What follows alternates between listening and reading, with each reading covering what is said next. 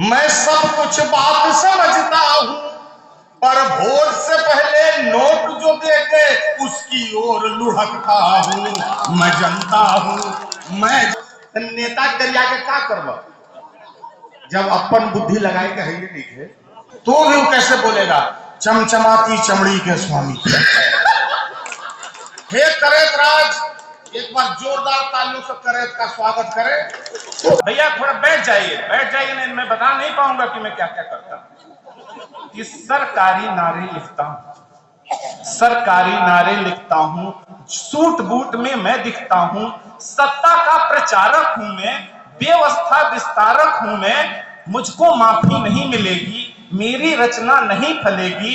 नेता के भाषण लिखता हूं, नेता के भाषण लिखता हूं, शोषण को शासन लिखता हूं, जनता को गुमराह किया है, जख्मों पर बाहवाह किया है, और शोक सभा के क्रंदन को भी मैंने तो उल्लास लिखा है।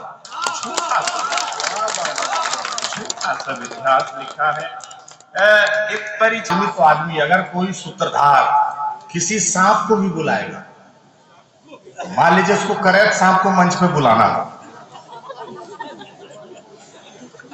तो भी वो कैसे बोलेगा चमचमाती चमड़ी के स्वामी।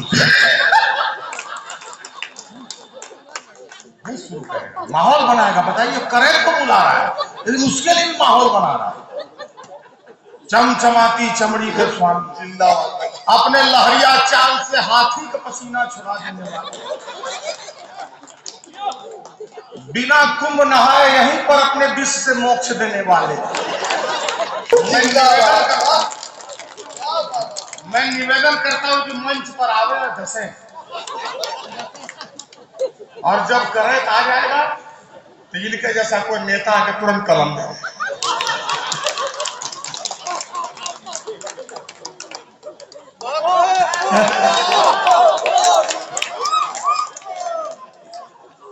ये है नेता और करेक्ट का जुगलबंदी।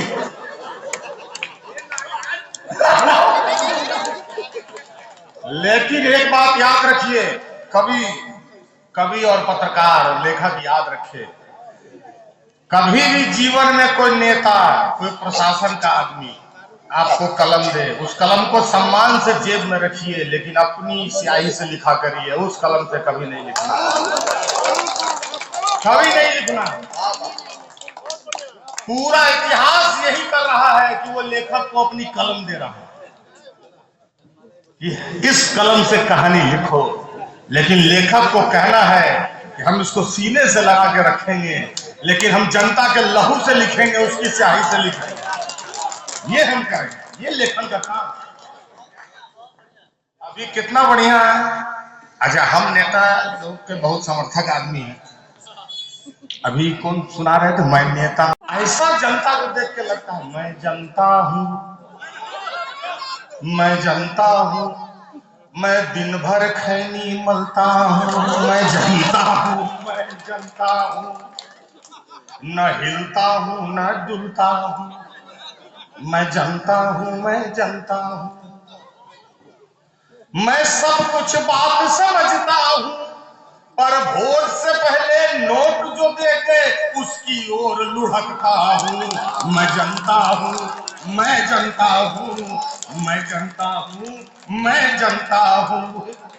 सोचा नेता करिया के क्या करब जब अपन बुद्धि लगाए के है नहीं थे। कितना बढ़िया बेचारा, कितना खतरा उठे, इनकम टैक्स में काम करता रहा। टैक्स का आदमी इतना रिस्क उठा के बोल रहा है हम अपने वोटों से सरकार बदलते हैं, सरकार बदलते हैं। हम और परिमल भाई साहब कुंभ नहाने गए,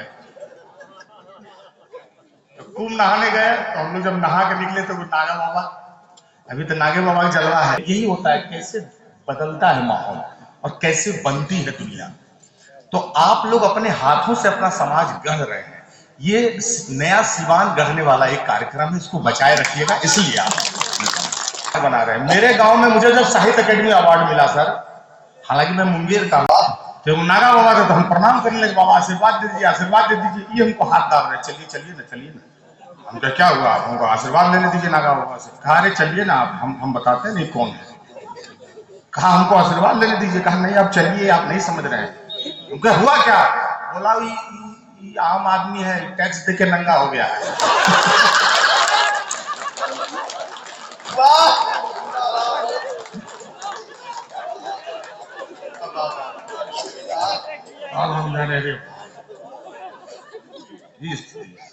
खैर देखिए सिवान के लोगों, आप लोगों को लग रहा होगा कि एक सामान्य कवि सम्मेलन है। मैं आपको सही बताता हूँ, अभी मैं रोज कवि सम्मेलन कर रहा हूँ, हर रोज हजारों लोग सरकारी महोत्सव में जहाँ करोड़ों रुपए खर्च हो रहे हैं, ठीक है ना।